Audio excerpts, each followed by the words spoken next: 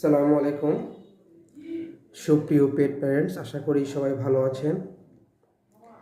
Star trail অর্থাৎ আপনারা এমন কিছু ছেলে বিড়াল দেখে থাকবেন, বিশেষ করে যে সমস্ত বিড়ালের লেজের লোম লম্বা লম্বা, অর্থাৎ পার্সিয়ান বিড়াল বা ক্রস অর্থাৎ মিক্সড ব্রিড যেগুলো আছে এগুলোর ক্ষেত্রেও লক্ষ্য করে থাকবেন। বিড়ালের লেজের যে লোমগুলো আছে এগুলো জট পাকিয়ে যায়, মানুষের মাথার চুল যেরকম জট পাকিয়ে যায়। রাস্তাঘাটে অনেক সময় বিভিন্ন লোককে দেখা যায় যারা পাগলের মতো ঘোরাফেরা করে, তাদের মাথার চুলগুলো জটের মতো হয়ে যায়। সেম এরকম লেজের চুলগুলো লেজের লোমগুলো জট পাকিয়ে যায়। অনেকে বলে থাকেন, ভাই এটাকে আমরা গোসল করাই 2-3 দিন ঠিক থাকে, তারপর আবার এরকম হয়। এটার জন্য আপনারা লক্ষ্য করে থাকবেন, অধিকাংশ বিড়ালগুলোই হচ্ছে যাদের নিউটার করা নাই তাদের এই অবস্থাটা হয়। এটার কারণ হচ্ছে টেস্টোস্টেরন যে হরমোন, অর্থাৎ মেল হরমোন, এন্ড্রোজেন হরমোনটা তাদের লেজের এখানে যে একটা গ্ল্যান্ড আছে, সেবাম প্রোডাকশন করে।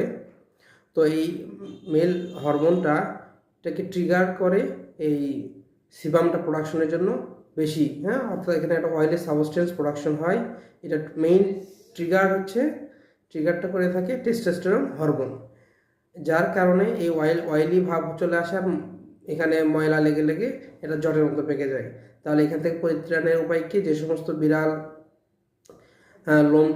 লেজের লোমগুলো বড়, তাদের লোমগুলো আমরা এটাকে ট্রিমিং করে দেব, এবং এখানে আমরা কিছু মেডিসিন ইউজ করবো। অবশ্যই স্কিনের কন্ডিশন অনুযায়ী ভেট সেই মেডিসিনটা প্রেসক্রাইব করবেন, এবং যত দ্রুত সম্ভব সেই বিড়ালকে নিউটার করে নিতে হবে। তবে অবশ্যই নিউটার করলে এটা 100% রিকভারি হয় না, তবে এদের কিছু সাপোর্টিভ ট্রিটমেন্ট আছে, এটা করলে এটা অনেকাংশেই কমে যায়। আশা করি এটা করলে আপনারা এটার সমাধান পাবেন।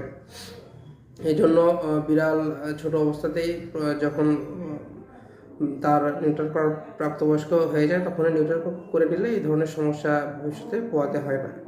আশা করি সবাই স্টার টেইল সম্পর্কে বুঝতে পেরেছেন।